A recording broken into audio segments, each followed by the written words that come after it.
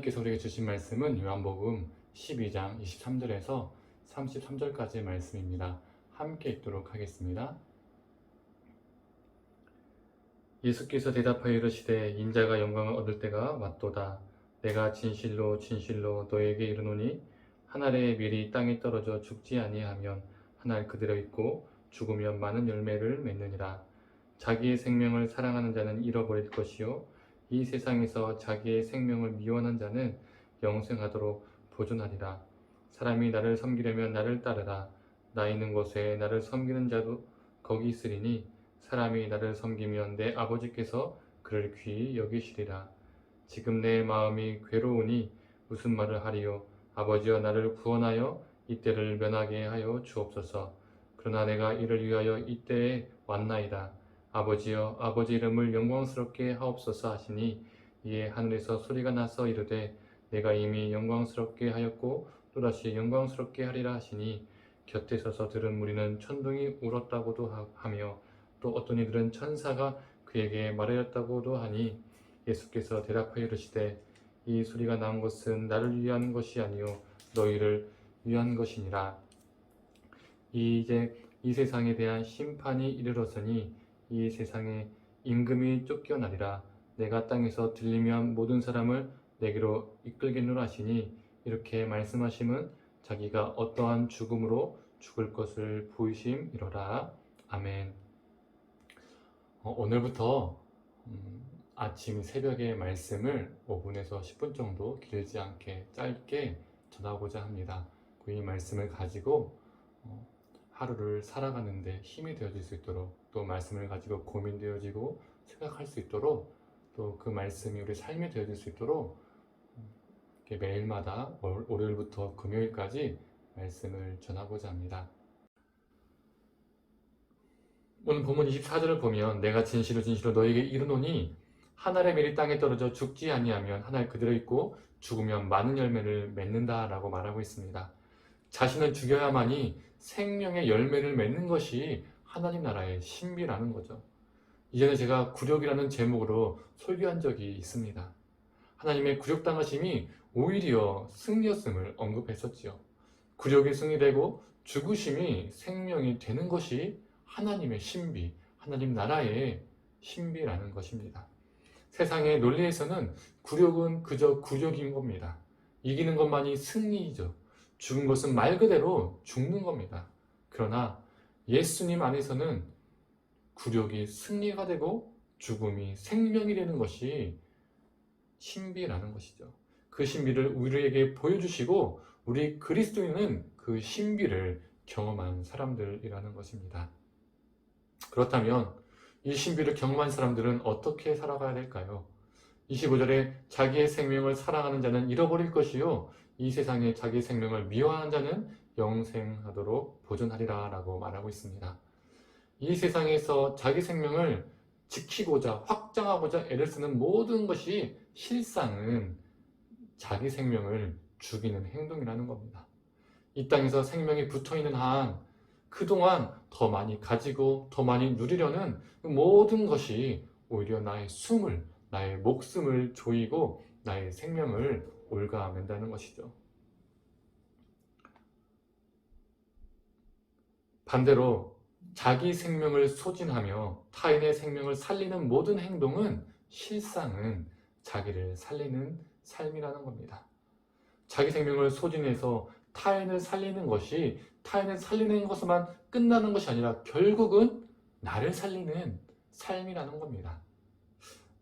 이 말씀을 들으시는 우리 모든 성도님들, 우리의 삶을 소진하여서 타인의 생명을 살릴 뿐 아니라 실상 우리의 삶도 살리는 그러한 존귀한 삶을 사시기를 간절히 소망합니다.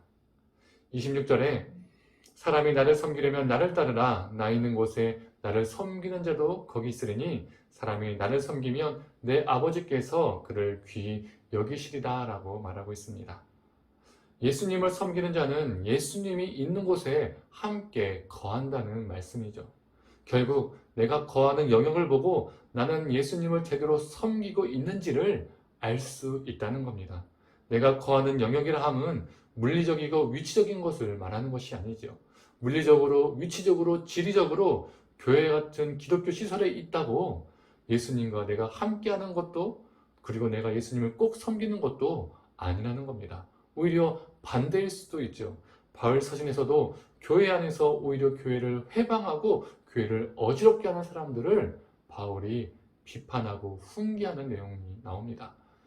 교회라는 또 종교시설이라는 기독교시라는 곳에 그 물리적인 그 영역에 있다고 하나님을 꼭 섬기는 것이 아니라는 거죠. 내가 거하는 영역이 그것이 가정이든 일터이든 나를 통해서 그 영역이 어떤 분위기가 되고 어떻게 변화가 일어나고 그 영역에 함께하는 사람들이 무엇을 느끼느냐, 그걸 통해서 내가 진정 예수님을 제대로 섬기고 있는지를 알 수 있다는 겁니다. 내가 있기만 하면 분위기가 험악해지고 모든 사람들이 불편해지고 힘들어하고 트러블이 생기고, 내가 거하기만 하면 사람들이 상처를 받고 힘들어한다면, 내가 있기만 하면 그곳에 불법이 성행한다면 내가 진짜 제대로 예수님을 섬기고 있는가? 라고 생각해 볼 문제가 생기는 겁니다. 내가 예수님 있는 곳에 함께 거하고 있는가? 우리 스스로 매 순간마다 질문을 해봐야 합니다. 나는 가정에서, 일터에서, 공동체에서 어떠한가? 나를 통해서 누군가 행복을 느끼고 나를 통해서 그 영역이 변화가 되고 정말 아름다운 좋은 분위기가 되는가? 웃음의 분위기가 되는가? 그것을 우리가 돌아봐야 됩니다.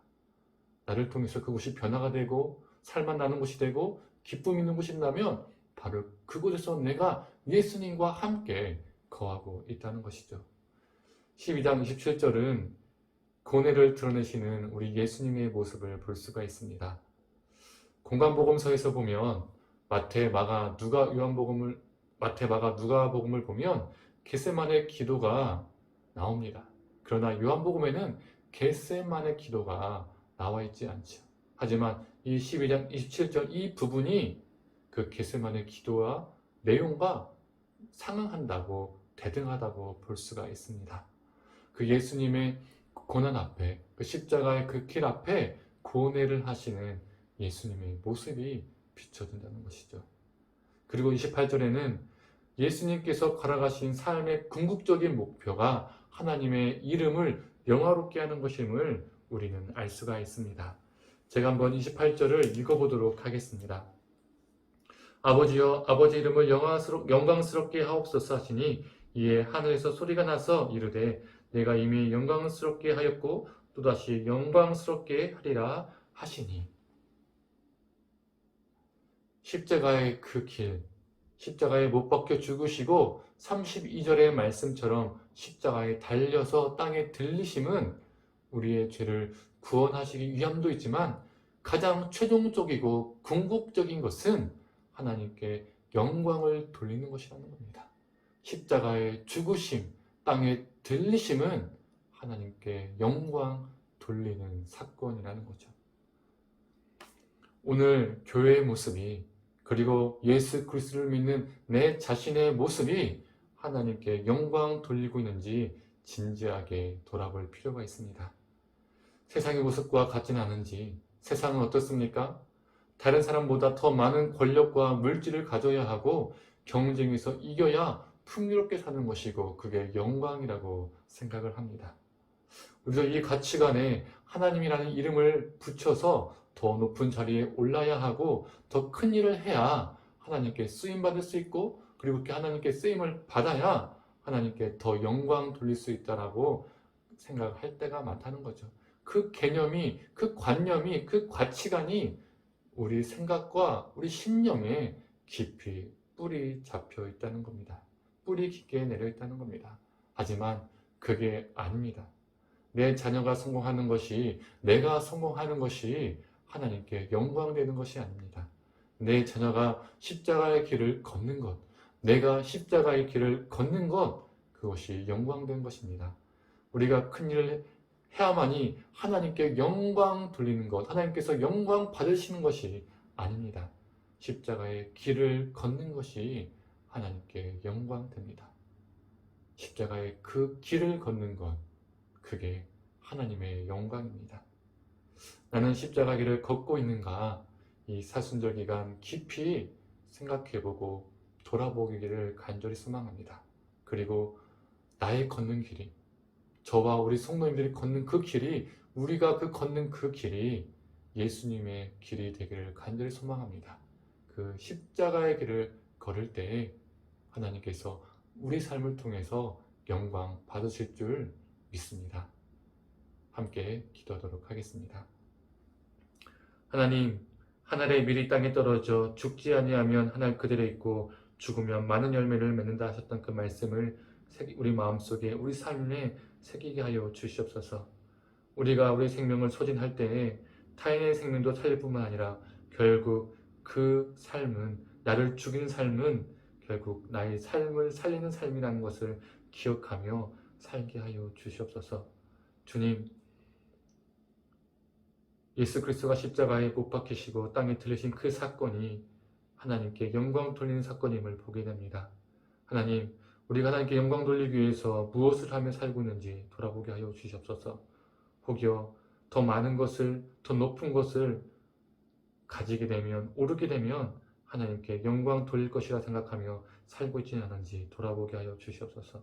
하나님, 그것이 하나님께 영광 돌리는 삶이 아니라 내가 그 예수 그리스도의 길을 걸을 때에, 예수님께서 가셨던 그 십자가의 길을 걸을 때에 그것이 하나님께 영광됨을 기억하면서 나와 내 자녀들을 함께 십자가의 길을 걸을 수 있도록 주님, 우리를 붙들어 주시옵소서. 이 사순절 기간 우리가 그 십자가 길을 묵상하며 주님과 그 길을 동행하는 존재가 되게 하여 주시옵소서. 모든 것에 감사드리며 사랑이 많으신 예수님의 이름으로 기도드립니다.